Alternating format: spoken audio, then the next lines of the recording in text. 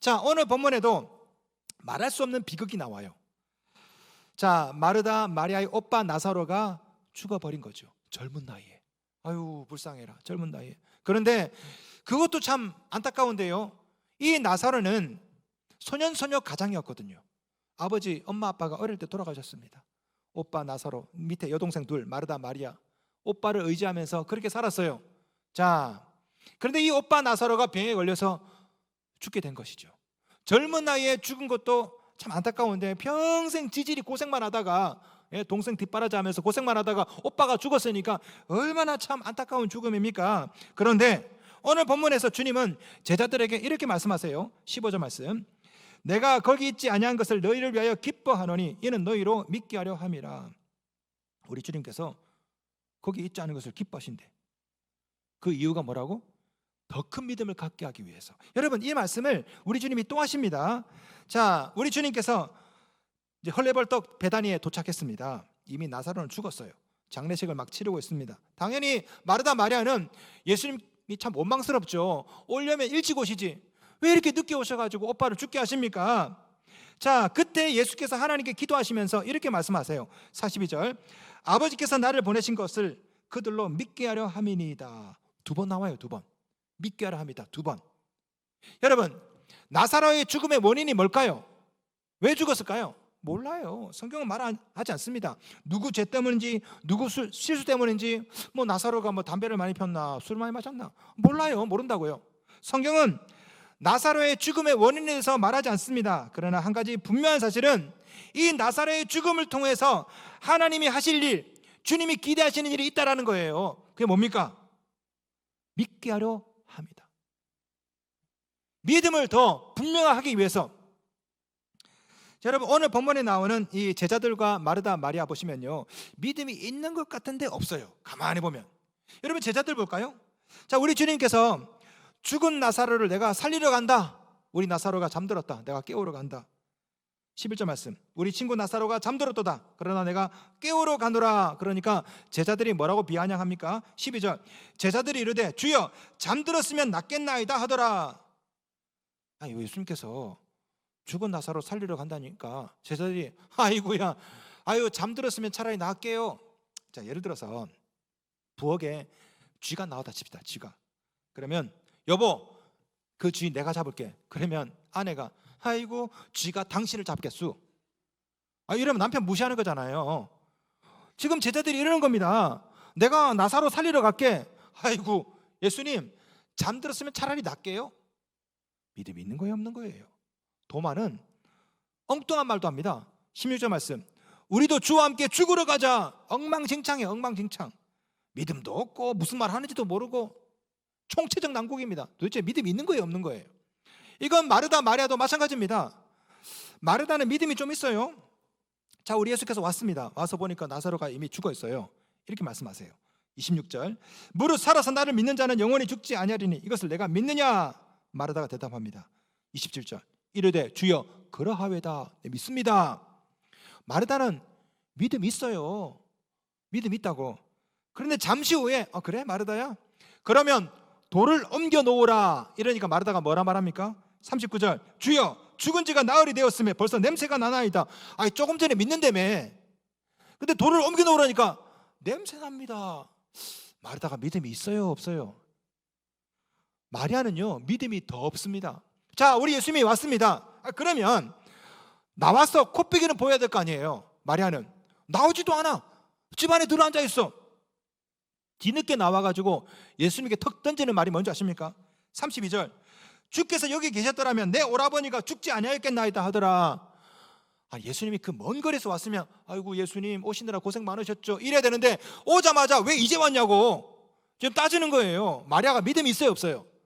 앞에는 예수님 말씀을 발치에 앉아가지고 막 듣던 말이 아닙니까? 근데 지금 마리아가요, 미천이 다 드러나. 왜 이제 왔냐고. 가만히 보니까 마르다도 마리아도 믿음이 있는 것 같은데 없어. 이건 조문객들도 마찬가지입니다. 조문객들도 그들도 믿음이 있어요. 예수님의 기적을 많이 봤다고. 근데 이렇게 말합니다.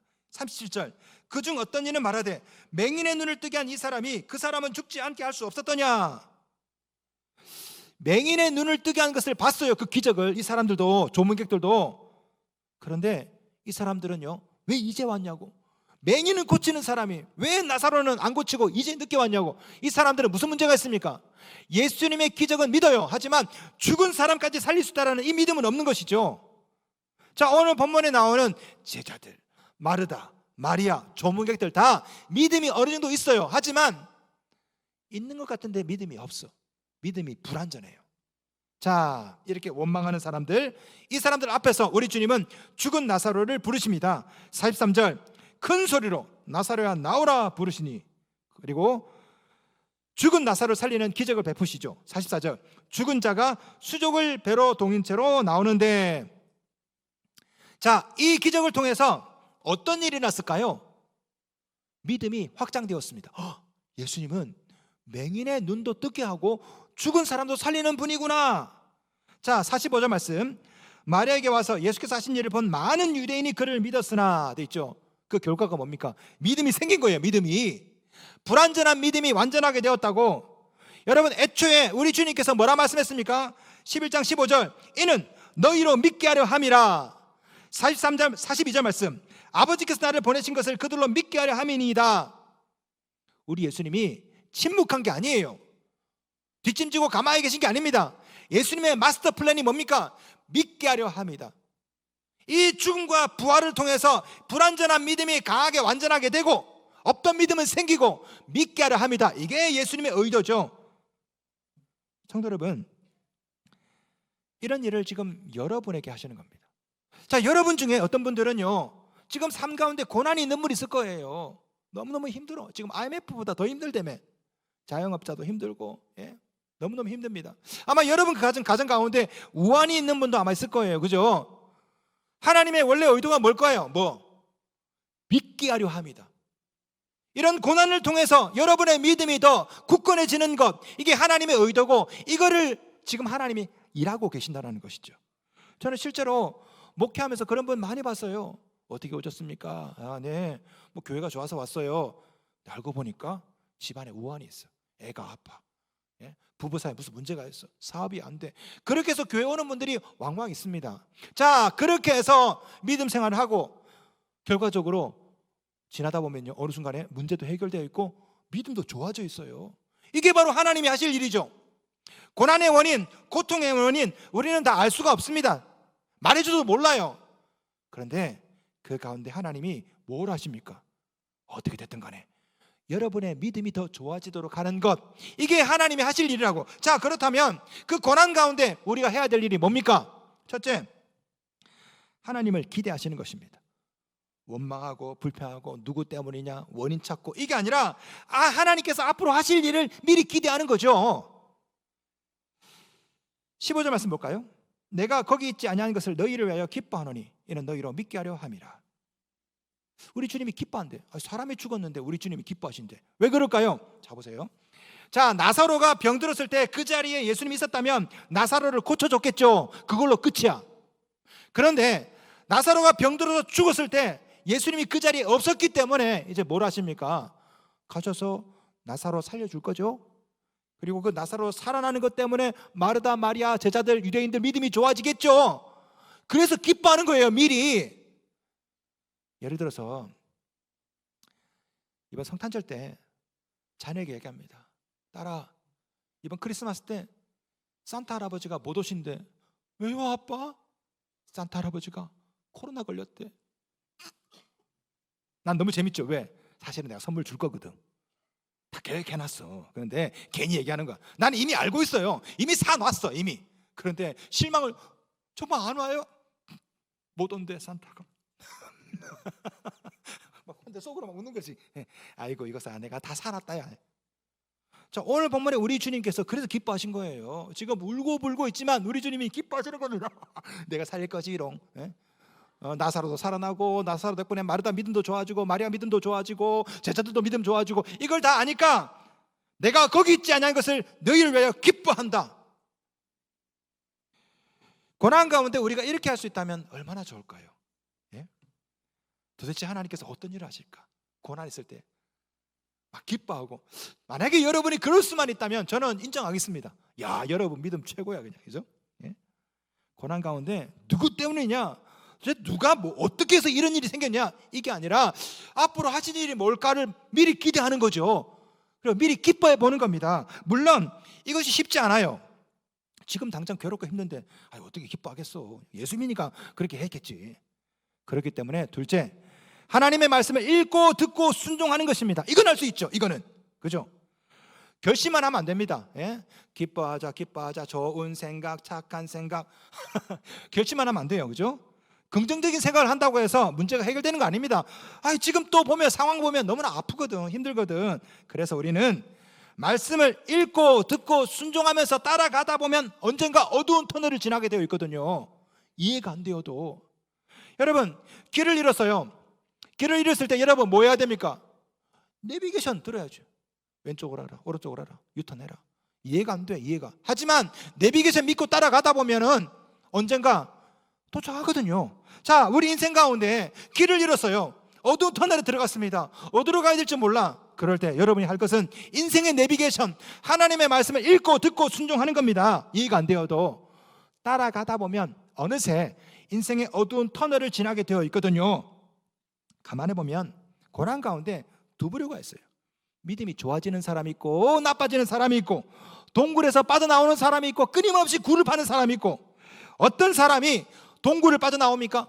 어떤 사람이 고난을 극복합니까? 하나님의 말씀을 이해가 안 되어도 듣고 순종하는 사람, 이런 사람이 터널을 빠져나와요.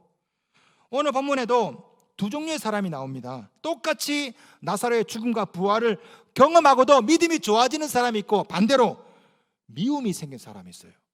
자, 어떤 사람이 믿음이 좋아질까요? 어떤 사람이 기적을 체험할까요? 주님께서 시킨 대로, 말씀대로 순종하는 사람, 이런 사람이 믿음이 좋아졌어요. 자, 봅시다.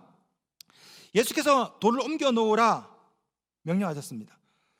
마르다가 이해가 안 되죠. 돌을 옮겨 놓으라고요? 39절, 예수께서 이르시되 돌을 옮겨 놓으라 하시니 그 죽은 자의 누이 마르다가 이르되 주여, 죽은 지가 나흘이 되었음에 벌써 냄새가 나나이다. 예수께서 이렇게 말씀하십니다. 40절, 예수께서 이르시되 내 말이 내가 믿으면 하나님의 영광을 보리라 하지 아니하였느냐 하시니, 그 말씀 듣고 마르다가 돌을 옮깁니다. 41절, 돌을 옮겨 놓으니, 이해가 안 돼, 이해가.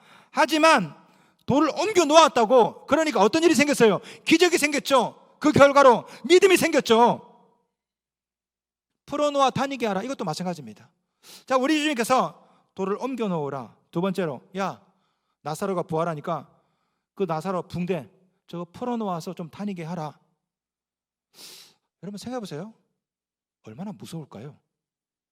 죽은 시체가 붕대를 하고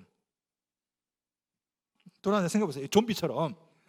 여러분 가가지고 그 붕대 풀을 수 있겠어요? 제가 우리 교회 부교육자 시절에 제가 사무실에서 근무하고 있는데 갑자기 권사님들이 또 뛰쳐 올라왔어요. 사무실로. 목사님 큰일 났어요, 큰일 났어요. 부엌에서 쥐가 나왔대. 그래서 이제 목사들이 우르르 내려갔어요. 난 세상에 쥐가 그렇게 무서운 줄 처음 알았어요. 막 부엌에서 뛰어다니는데 너무너무 무서워, 쥐가. 그래서 등치 큰 우리 양문 목사, 부목사도 다 막 무서워가지고 접근도 못해 그냥. 그런데 그 쥐를 누가 잡았냐? 우리 여자 장로님, 김복순 장로님 잡았습니다. 빗자루로 막 때려가지고 톡톡 때려가지고 그냥. 아이고야. 그때부터 제가 쥐보다 김복순 장로님이 더 무서워요. 그때 생각이 나가지고. 예? 여러분 자 보세요. 여기에서 쥐보다 더 무서운 시체가 돌아다닌다고 생각해보세요. 풀어놓아 다니게 하라. 여러분 중에 누가 가서 그 붕대 풀겠습니까? 나는 못해요. 나는. 뭐 그때도 아마 김복순 장로님이 하시겠죠.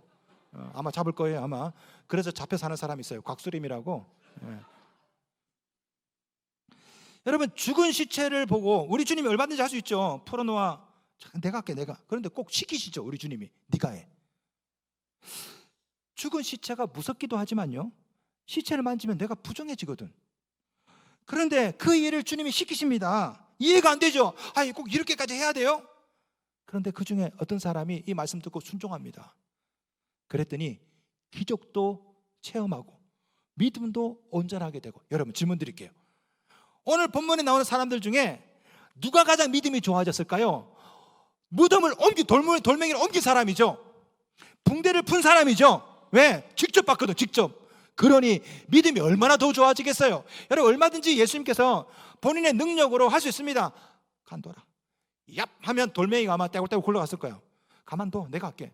야, 풀려라 하면 아마 붕대가 풀렸겠죠. 그런데 예수님은 굳이 시킵니다. 네가 해. 마르다, 네가 해라. 마리아야, 네가 가서 오빠 좀 풀어줘. 왜? 믿게 하려 함이니라.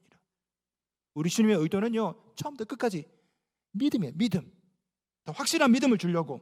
성도 여러분, 고난 가운데 이런 일을 여러분이 하셔야 됩니다.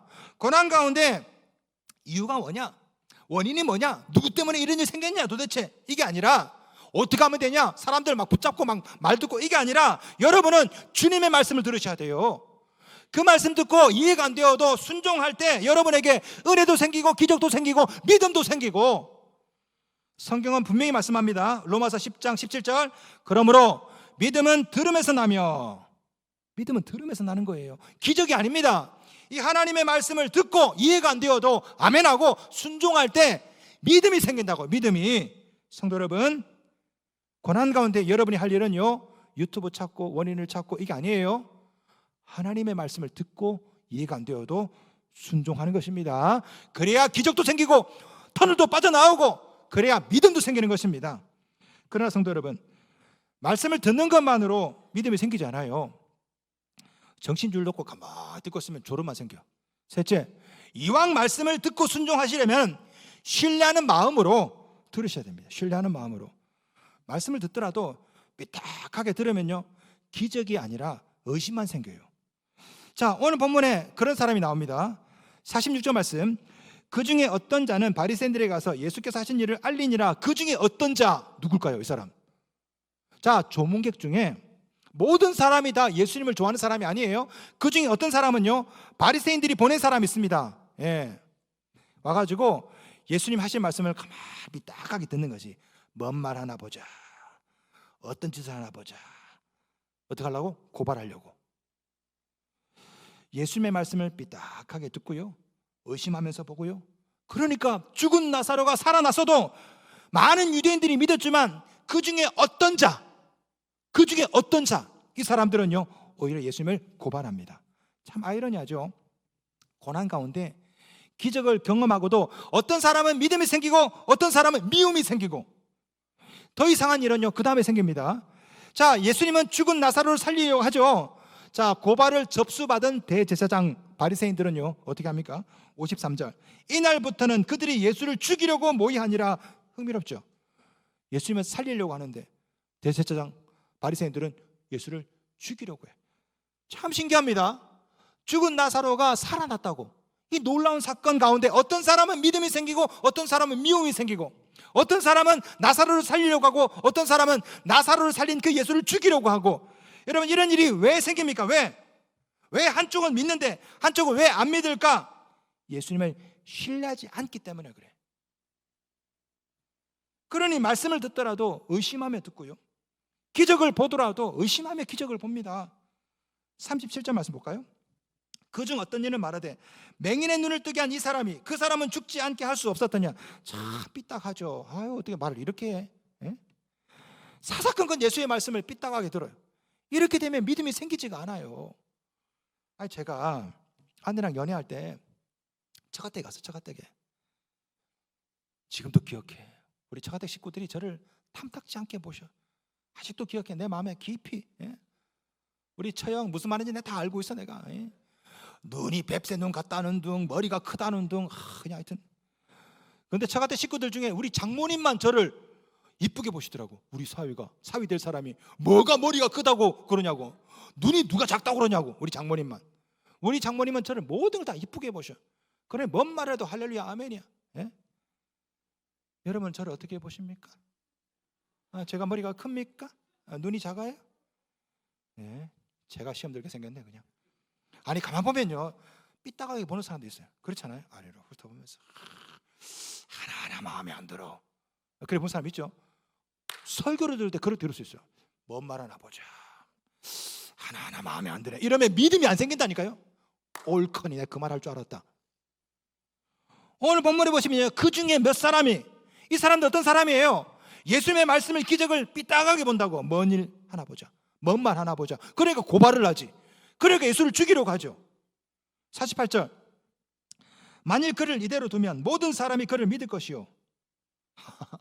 아니, 기적을 보고서 어떤 사람들은 믿게 되었는데 어떤 사람은 믿을까봐 걱정해. 모든 사람이 믿을까봐. 나중에 우리 주님께서요, 누가복음 보시면 오늘 본문의 내용을 언급하십니다. 누가복음 16장 31절, 이르되 모세와 선지자들에게 듣지 아니하면 비록 죽은 자 가운데서 살아난 자가 있을지라도 고난을 받지 아니하리라 하였다 하시니라. 죽은 자가 다시 살아난다, 나사로 이야기죠. 누가복음에서 죽은 나사로 이야기를 예화로 드시거든요. 마음에 삐딱한 마음이 있으면 죽은 사람이 살아나더라도 믿지 않을 것이다, 우리 예수께서 말씀하신 거예요. 자, 여러분 보십시오. 여러분 가운데도 두 부류의 신앙이 있을 수 있습니다. 기적을 통해 믿음이 생길 수도 있지만 오히려 미움이 생길 수도 있어요. 같은 말씀을 듣고 은혜를 받고 기적을 체험하고 동굴에 나올 수도 있지만, 반대로 같은 말씀을 듣고도 오히려 굴파고 동굴에서 못 나오고 더 들어가는 사람이 있다고. 말씀을 대하는 태도, 고난을 대하는 태도, 이게 차이가 있거든요. 하나님을 신뢰하는 그런 마음이 있으면요, 무슨 말씀을 들어도 아멘, 무슨 말씀을 들어도 마음속에 소망이 생겨요. 그러나 하나님의 말씀, 하나님을 신뢰하지 않으면요, 목회자를, 설교자를 신뢰하지 않으면은 내 그만할 줄 알았다, 그래서 남도 못 믿게 만들어. 들었어 오늘 설교? 미친 거 아니야? 아, 죄송합니다. 본심이 막 나와버렸네. 뭔 설교가 그래? 미친 거, 도른 거 아니야? 자기도 안 먹고 남도 안 믿게 만들어. 그러고 보니 그러네. 어떻게 그렇게 할 수 있어? 오늘 본문에 나오는 그 중에 몇 사람이 그렇다니까요. 들었어 예수님? 아이고 웃기고 있네. 돌멩이를 열래. 그 둘이 나사로 죽은 게 아니야. 원래 그 둘이 짠 거야. 오늘 그러고 있잖아요. 성도 여러분, 고난 가운데 여러분은 하나님의 말씀을 어떻게 들으십니까? 우리는 인생에 일어나는 수많은 고난을 다 알 수가 없어요. 원인 모른다고. 그러나 한 가지 분명히 아는 것은 이 고난을 통해서 하나님께서 여러분의 믿음을 더 좋게 하기 위함인 것, 이거 우리는 압니다. 왜? 성경에 나오거든요. 믿게 하려 함이니이다. 믿음이 없을 수 있습니다. 이해가 안 될 수 있어요. 그러나 적어도 신뢰하는 마음은 가질 수가 있잖아요. 여러분을 향한 주님의 계획이 뭐라고요? 믿게 하려 함이니라.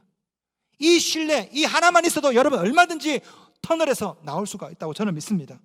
성도 여러분, 고난 가운데 원망하고 탓하고 이유가 뭐냐 따질 필요가 없어요. 여러분 실수도 아니고 누군가의 잘못도 아닙니다. 우리가 해야 될 일은 원인이 뭐냐가 아니에요. 이해가 안 되더라도 하나님의 말씀을 듣고 믿고 순종하고 따라가는 것입니다. 여러분이 지금 붙잡아야 될 것은요, 믿으면 죽어도 산다라는 주님의 말씀입니다. 이 말씀 붙잡고 가다 보면 어느 순간에 터널을 나오게 되어 있습니다.